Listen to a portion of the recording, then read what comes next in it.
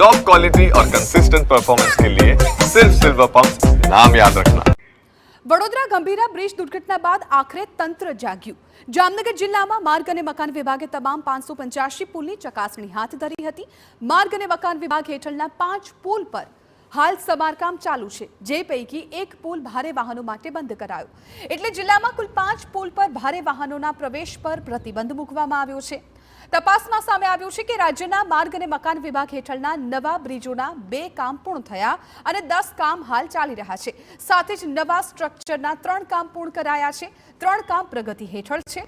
સ્ટ્રક્ચરો રિપેરિંગના 23 કામ પૂર્ણ કરીને હાલ 2 કામ ચાલુ છે અને નેશનલ હાઈવેમાં આશરે 50 કિલોમીટરના રોડની કામગીરી પૂર્ણ થઈ છે અને હાલ 12 કિલોમીટરના રોડની કામગીરી ચાલુ છે। જો કોઈ પુલ અત્યંત જર્જરિત જણાય તો તાત્કાલિક રિપેરિંગ કરવાની સૂચના પણ આપવામાં આવી છે।